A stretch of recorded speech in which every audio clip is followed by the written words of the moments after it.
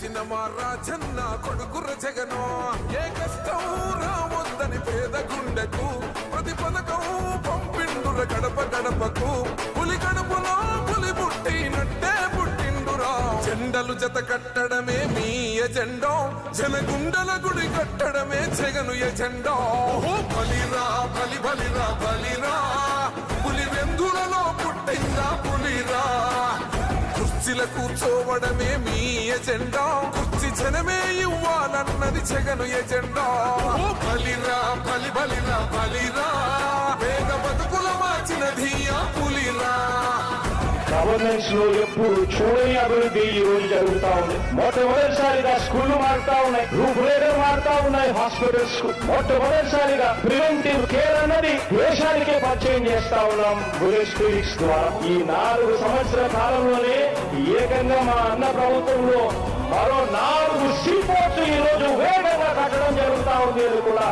చెప్పండి.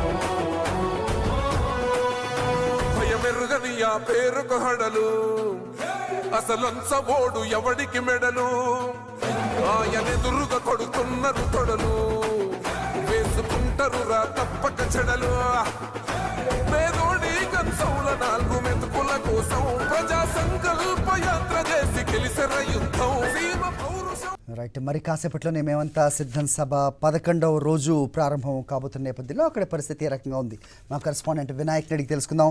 వినాయక్, చెప్పండి, అర్ధరాత్రి వరకు కూడా జన సందోహం తగ్గట్లేదు, అయ్యే విజువల్స్ మనం చూస్తున్నాం. ప్రస్తుతం ఈరోజు వెంకటాచలపల్లి వద్ద ఏంటి పరిస్థితి, అప్డేట్ చెప్పండి. అక్కడ కొంత పెన్షనర్దారులతో ముఖాముఖి కూడా నిర్వహించబోతున్నారని కూడా వార్త ఉంది, ఏంటి అప్డేట్స్?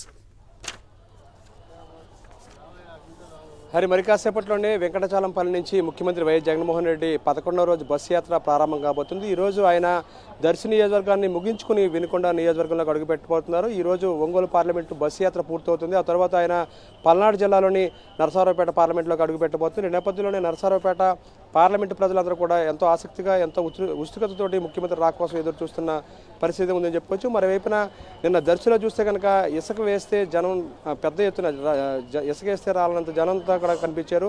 రోడ్లన్నీ కూడా పూర్తిగా కిక్కిరిసిపోయినాయి. మేడల మీద మిద్దుల మించి కూడా పూల వర్షాన్ని ముఖ్యమంత్రి కురిపిస్తూ ఆయనకు అపూర్వమైన స్వాగతం పలికించడం జరిగింది. అర్ధరాత్రి అయినప్పటికీ కూడా మధ్యాహ్నం నుంచే కూడా దర్శి ప్రజలందరూ కూడా ముఖ్యమంత్రి రాక కోసం వేచి చూసిన దృశ్యాలన్నీ కూడా మనం చూసాం. ఈ నేపథ్యంలో కొంతమంది ఎంపీపీలు అదేవిధంగా రాష్ట్ర కార్పొరేషన్ డైరెక్టర్లు కొంతమంది మనతో పాటు ఉన్నారు, వారితో మాట్లాడి చెప్పండి.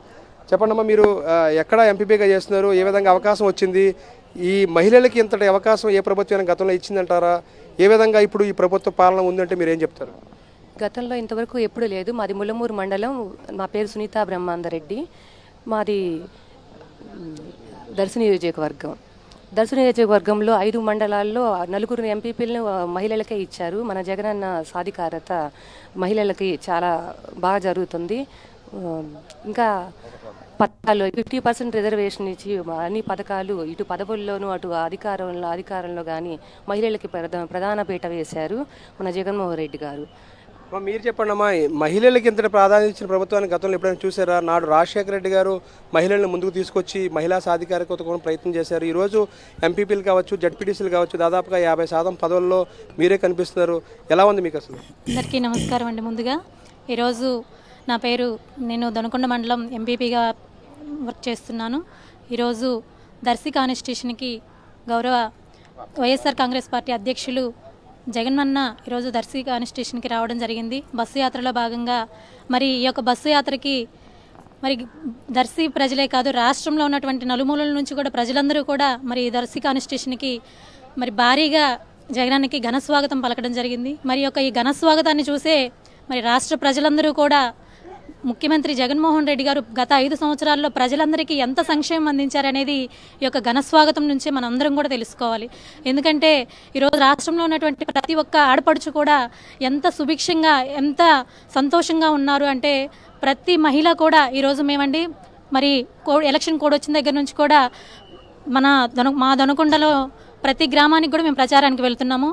ఏ గ్రామంలో చూసినా కూడా ప్రతి మహిళ కూడా అసలు మరి ఎమ్మెల్యే క్యాండిడేట్ గారికి హారతులు ఇచ్చి మరి ఘనస్వాగతం పలికి జగనన్న గురించి అసలు ఎంత చక్కగా చెప్తున్నారంటే మళ్ళీ కూడా జగనన్న మళ్ళీ రానున్న 10-20 సంవత్సరాల్లో కూడా జగనన్నే వస్తారు అని గట్టిగా చెప్తున్నారంటే ప్రతి అవ్వ తాత ప్రతి ఒంటరి మహిళలు కానీ ప్రతి ఒక్కరు కూడా ఎంత చక్కగా మరి ఆనందాన్ని వ్యక్తం చేస్తున్నారు. ఈరోజు మరి రాష్ట్రంలో మహిళా సాధికారత ఎంతవరకు అని అడుగుతున్నారు. ఈరోజు మహిళా సాధికారత సాధించారని నేనైతే గర్వంగా చెప్తున్నానండి. నేను ఈరోజు ఒక బీసీ మహిళగా ఈరోజు ఒక ఎంపీపీ హోదాలో ఉన్నానంటే అది నిజంగా గౌరవ ముఖ్యమంత్రి జగన్మోహన్ రెడ్డి గారి దయ వల్ల నేను సగర్వంగా చెప్తున్నాను. ఈరోజు బీసీలకు కానీ ఎస్సీలకు కానీ ఎస్టీలకు కానీ ప్రతి ఒక్కరు కూడా కుల మతాలు తేడా లేకుండా పార్టీలకు అతీతంగా ప్రతి సంక్షేమాన్ని కూడా ఇంత చక్కగా అందించడం ఏకైక ముఖ్యమంత్రి.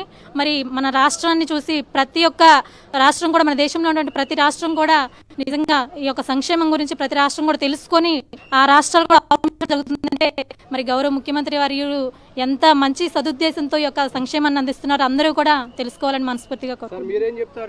మీరేం చెప్తారు సార్? నిన్న దర్శి నియోజకవర్గం ప్రకాశం జిల్లాలో ఉండే దర్శి నియోజకవర్గంలోనికి సీఎం జగన్మోహన్ రెడ్డి రావడం చాలా అదృష్టంగా భావిస్తాము. నిన్న దర్శిలో దాదాపుగా 75,000 మందితోటి భారీ జనసముద్రం మధ్య ఇసుక తీరాలంత విధంగా దర్శి జనాలు విపరీతంగా జగనన్నకు స్వాగతం పలికారు. మరియు సంక్షేమంలో కానీ అభివృద్ధిలో కానీ సీఎం జగన్మోహన్ రెడ్డి గారు ప్రపంచ దేశాల్లో కూడా నెంబర్ 1 సీఎంగా నిలిచారు. రాబోయే 2024లో ఎలక్షన్లో జగన్మోహన్ రెడ్డి 175కి 175 స్థానాలు మనస్ఫూర్తిగా గెలిపించుకుంటాము. అదేవిధంగా దర్శిలో బూచేపల్లి శివప్రసాద్ రెడ్డిని, మా ఎంపీ గారిని శివరెడ్డి భాస్కర్ రెడ్డిని అఖండ మెజార్టీ తోటి సీఎం గారు గిఫ్ట్గా ఇస్తామని ఈ సందర్భంగా తెలియజేస్తున్నాను.